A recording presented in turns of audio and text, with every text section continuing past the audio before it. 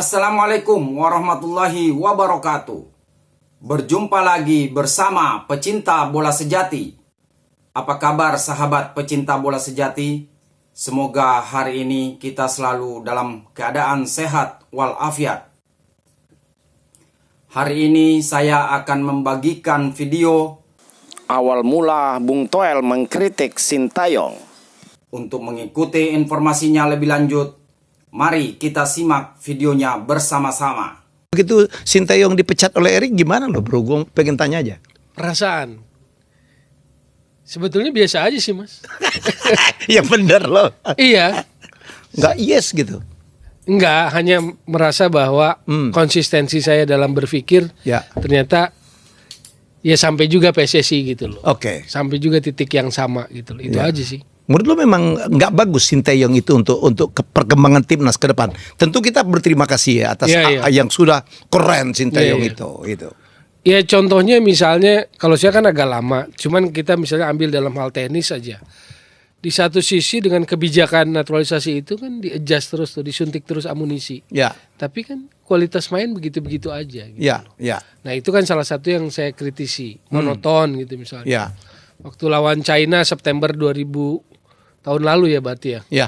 September tahun Ya lalu. kita pikir kita bisa menang. Kita bisa menang dengan gampang. Ya main Ternyata, memang kuasai, tapi kan Oke. dari sisi kualitas possessionnya nggak masuk. Apa sih nggak masuknya? Misalnya progressive passing, jadi passing attackingnya ke depannya itu malah lebih rendah dibanding Cina. Lalu sentuhan di area penalti. Jadi ini statistik yang lebih dalam gitu Ya. Bukan cuma possession yang sekian persen atau shooting ke arah gawang, bukan. Contoh misalnya sentuhan di area penalti lawan, Cina itu lebih banyak, padahal dia lebih defend kan. Ya. Tapi dia sentuhan penalti di area penalti Indonesia lebih banyak dibanding kita. Makanya lebih Berarti efektif kan- untuk ngegolin ya. Berarti ada problematik dalam menciptakan sebuah serangan yang efektif dan bobot gitu loh. Oke. Sementara di satu sisi PSSI dalam hal ini ketum lah Erick Thohir Ya. kan supply terus dong. Siapapun yang mau direkrut. 2-3 sampai sekarang paling enggak kan Dinaturalisasi. 19 kan udah 19 mas. Yang dipanggil terus di timnas. Sampai sekarang. Kurang lebih kalau nggak salah kan 19. Apakah menurut Toel, kan ini kita debatable juga ya. Ya. Ada yang setuju, ada yang tidak Ya. ya. Bahwa naturalisasi itu adalah solusi terbaik. Atau baik habis itu udah dong atau gimana? Ya saya hanya bisa memakluminya dalam konteks akselerasi aja. Akselerasi. Iya. Oke. Kalau Mas Helmi ketua umum PSSI, Mas Helmi punya cara.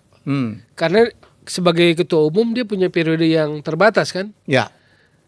Dia melakukan apa yang menjadi kebijakannya. Tetapi boleh dong saya pun mengkritisi kebijakan itu. Bukan orangnya. Iya, dalam artian misalnya sustainable-nya.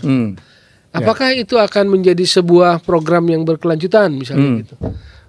Dalam konteks akselerasi jangka pendek ya mungkin aja berhasil gitu loh. Maka saya tidak memposisikan suka tidak suka gitu Mas. Saya hanya mengingatkan aja, jadi kalau mau dibilang posisinya ya saya ingatin aja. Didengar syukur enggak juga nggak apa-apa kan gitu. Tapi lu nekat loh.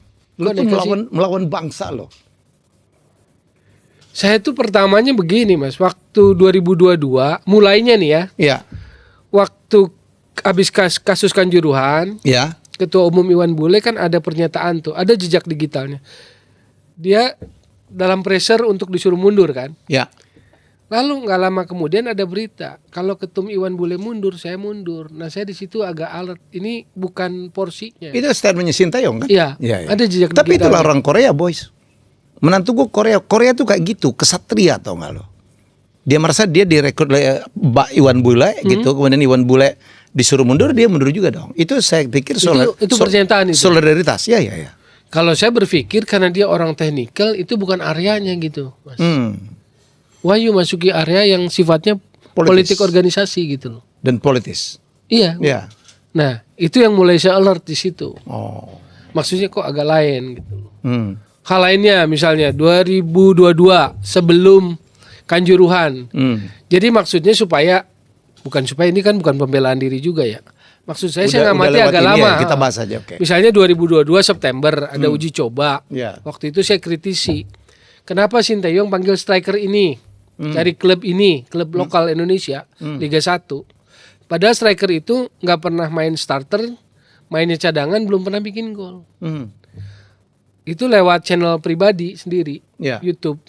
tiba-tiba menjelang uji coba itu direspon bahwa pemain ini sudah sering dipanggil TC, dianggap ngerti maunya cara kerja skema Sinteyong. Oke, saya garis bawah itu kan. Ya. Kalau ngerti berarti kuncinya karena dia ngerti maunya saya main. Oke. Itu September 2022. Itu benar siapa? STY. Iya, STY. Oh, dia respon. Iya. Kritik lo direspon. Oke. Iya. Pernyataan itu ada yang nanya kali wartawan dalam jumpa pers menjelang uji coba September 2022. Oktobernya kan Juruhan kan ke Jeddah. Ya. Habis itu masuk 2023 KLB. Ganti pelatih baru. Pelatih baru. Ketua umum baru. Ketua umum baru Erick Thohir. Iya, habis itu wakil ketua umumnya mundur kan. Namanya Iwan Budianto. Ya. Udah nggak di PSSI lagi. Oke. Masuklah Pak Menteri. Ya. Ya. Iwan Budianto mundur ketika Erick Thohir jadi ketua umum kan. Ya. Kebetulan striker itu adalah menantunya Iwan Budianto. Udah rahasia umum. Oh. Itu menantunya. Nah sejak itu pun udah nggak pernah dipanggil lagi. Jadi konsistensi pernyataan dia bahwa ini pemain walaupun cadangan, walaupun belum bikin gol, saya tetap panggil tim nasional, menimbulkan tanda tanya di benak saya. Oh. Jadi Sinteyong itu nggak jujur amat gitu. Iya maksud saya kan berarti dia juga pinter-pinter amat. Saya pikir dia beneran kimchi, ternyata gado-gado juga gitu. Kalau pakai analoginya. Kalau kimchi rasanya lebih asam doang ya. Namanya gado-gado macam-macam. Maksud saya kalau kan tadinya berpikir gini gitu loh, lurusnya gitu. Kalau Mas Helmi kontrak pelatih asing, ya kan untuk memboosting kan. Ya. Bukan ngasih tahu pemain lu masih jelek, liga lu masih jelek lah, kita tahu itu mah kan, Mas. Jadi intinya kan kita boosting dengan kemampuanmu, tolong boosting kan kualitas tim, kualitas pemain kan itu. Ya tentu dengan gayanya kan, dengan rasanya. Tapi ketika bercampur di sini kok ya ini mah gado-gado gitu loh. Itu bercandaan saya. Tapi kan nggak bisa ditampik di bawah Sinteyong kita naik peringkat ya, menjadi dan membangunkan solidarity penonton yang fanatik gitu ya. Jadi dan rasanya kita tidak pernah tuh punya perasaan kayak gitu. Dulu kita kalau lawan asing gitu udah pasti kalah lah. Selalu kita punya harapan termasuk melawan timnas negara lain yang kuat sekalipun ya. Yang itu tidak saya sanksikan atau saya tolak gitu ya. Cuman karena saya juga lihat bahwa sejak 2022 dia nggak polos juga sebagai orang sport person gitu. Oke. Di belakangnya kan ada agensi. Jadi create-nya tuh bagus lah kalau menurut saya sih. Maka pernah secara berseloloh apa yang bagus? Kan saya ditanya, masa sih nggak bisa ngelihat yang bagus? Oh bisa, saya bilang. Apa yang bagus? Agensinya bagus. Karena menciptakan sebuah suasana yang bagus.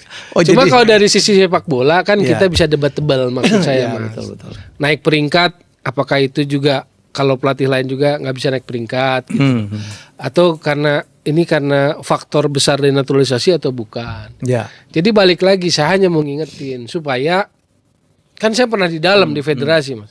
Federasi itu harus tetap kritis, objektif gitu. Ini kualitas sepak bolanya naik karena faktor dominan ini atau bukan gitu. Oke, jadi dulu kalau nggak salah waktu melawan Cina dia tidak memainkan berapa pemain naturalisasi senior yang pernah mau memberikan usulan tentang strategi dan akhirnya 3 orang pemain itu tidak dia turunkan dia. Saya informasi itu tahunya setelah pertandingan. Jadi bocoran-bocoran kayak gitu kadang tahunya baik dari dalam, dari luar, dari samping. Cuma kan saya cerna, saya pikirin dulu gitu loh. Saya dengar seperti itu, gitu loh. Dan ternyata benar waktu diumumkan Januari oleh ketua umum pemecatan, lalu kemudian kan muncul kan, fakta-fakta itu mulai muncul. Jadi dia karena berapa pemain sudah tidak suka sama dia. Iya, terutama sejak Bahrain katanya. Sejak draw Bahrain ada upaya pengen diskusi, habis itu lawan Cina. Iya. Itu yang saya dengar. Sama satu